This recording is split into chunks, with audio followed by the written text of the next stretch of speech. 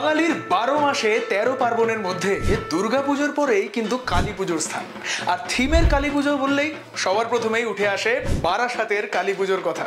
অনেকের মতে 1950-এর দশকে মহাদেব সেন এবং কল্যাণ ভট্টাচার্যের হাত ধরে শুরু হয় বারাসাতে কালী পুজো। তারপর সময় যত এগিয়েছে বারাসাতের কালী পুজোর জনপ্রিয়তা ততই বেড়েছে। আজ প্রায় লক্ষাধিক মানুষ বারাসাতে আসে এই কালী পুজোয় থিমের বাহার দেখতে। তাই আমরা অপটেজ মিডিয়া নিয়ে এসেছি একটি ডিটেলড রুট গাইডেন্স ভিডিও, যেই রুট ফলো করে ঠাকুর দেখলে আপনারা বারাসাতের আপনাদের প্রত্যেকটি প্রিয় প্যান্ডেল খুব কম সময়ে দেখে ফেলতে পারবেন। প্রয়োজন পড়লে ভিডিওটি পজ করে নোট ডাউন করে নিতে পারেন, এবং আপনি যদি অপটেজ মিডিয়া চ্যানেলের নতুন সদস্য হয়ে থাকেন তাহলে প্লিজ সাবস্ক্রাইব করে বেল আইকনটি প্রেস করতে ভুলবেন না। যেহেতু পুজোর সময় ট্রাফিক এড়িয়ে চলাই আমাদের প্রধান কর্তব্য, তাই আমরা রেকমেন্ড করব আপনি বারাসাত স্টেশন দিয়ে শুরু করুন। প্রথমেই শুরু করব বারাসাতের খুব আকর্ষণীয় পুজো প্যান্ডেল বারাসাত পায়োনিয়ার অ্যাথলেটিক ক্লাবের পুজো দিয়ে। বারাসাত স্টেশন থেকে মাত্র 5 মিনিটের হাঁটা পথে 5 নম্বর প্ল্যাটফর্ম থেকে নেমে সোজা চলে আসুন বারাসাতের পায়োনিয়ার অ্যাথলেটিক ক্লাবের পুজো প্যান্ডেলে। এই বছরে তাদের থিম কর্ণাটকের মাইসোর প্যালেস। কর্ণাটকের মাইসোর প্যালেস দেখার পর সোজা চলে আসুন তিরুপতি বালাজি মন্দিরে। হ্যাঁ, কারণ বারাসাত রেজিমেন্ট ক্লাবের পুজোর এই বছরের থিম তিরুপতি বালাজি মন্দির। বারাসাত রেজিমেন্ট ক্লাব দেখার পর সোজা চলে আসুন বারাসাত নবপল্লী অ্যাসোসিয়েশনের ঠাকুর দেখতে। এই বছরে তাদের থিম বৃন্দাবনের চন্দ্রোদয় মন্দির। এছাড়া আপনি যদি বারাসাত নবপল্লী অ্যাসোসিয়েশন দিয়েই ঠাকুর দেখা শুরু করতে চান তাহলে বারাসাত কলোনি মোড় থেকে মাত্র 4 মিনিটের হাঁটা পথে চলে আসুন নবপল্লী অ্যাসোসিয়েশন, এবং এইখান থেকেই শুরু করুন আপনার বারাসাতে ঠাকুর দেখা। বৃন্দাবনের চন্দ্রোদয় মন্দির দর্শন করার পর আপনি সোজা চলে আসুন শ্রীকৃষ্ণের দ্বারকা নগরীতে, কারণ বারাসাত নবপল্লী আমরা সবাই ক্লাবের পুজোর এই বছরের থিম হলো শ্রীকৃষ্ণের দ্বারকা।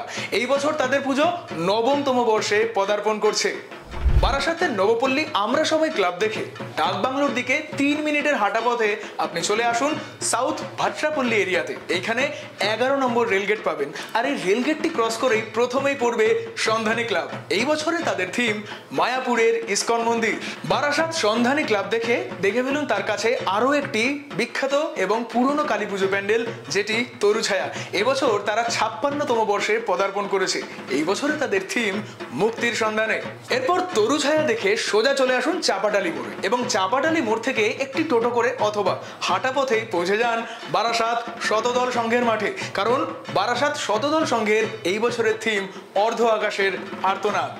বারাসাত শতদল সংঘের ঠাকুর দেখে টাকি রোড ধরে সোজা চলে আসুন বারাসাতের বালকবৃন্দ স্পোর্টিং ক্লাবের ঠাকুর দেখতে। এই বছর তাদের থিম দক্ষিণ ভারতের স্বামীনারায়ণ মন্দির, আর সেখানে বিশেষ আকর্ষণ হিসেবে থাকছে ঝিনুকের কালী ঠাকুর। বালকবৃন্দ স্পোর্টিং ক্লাব দেখার পর দেখে ফেলুন তার কাছেই লাগোয়া আরও একটি দারুণ পুজো প্যান্ডেল, নাম আগুয়ান সংঘ। আগুয়ান সংঘে এই বছরের থিম মহাকুম্ভ।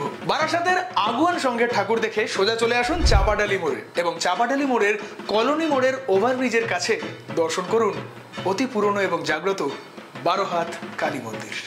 সবশেষে আমরা চলে এসেছি বারাসাতের হেভিওয়েট পুজো তথা কেএনসি রেজিমেন্টের পুজো নিয়ে। চাপাডালি মোড় থেকে 9 মিনিট হাঁটা পথে আপনি চলে আসতে পারেন হরিতলা, অথবা একটি টোটো করেও চলে আসতে পারেন।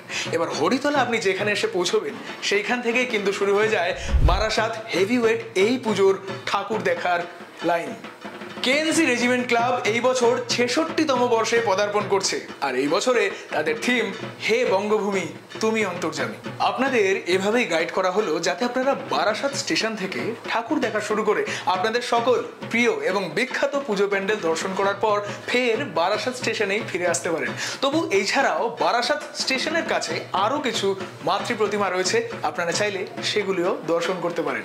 ডেসক্রিপশন বক্সে আপনার সকল প্রিয় পুজো প্যান্ডেলের গুগল ম্যাপ লিংক দেওয়া রয়েছে, আপনি চাইলে সেইখান থেকে দেখে নিতে পারেন, যাতে আপনার কোনো প্রিয় পুজো প্যান্ডেল কোনোভাবেই মিস না হয়। তাহলে রুট ম্যাপ যখন হাতের মুঠোয়, মেতে উঠুন এই কালী পুজোয়। আর অপেক্ষা কিসের?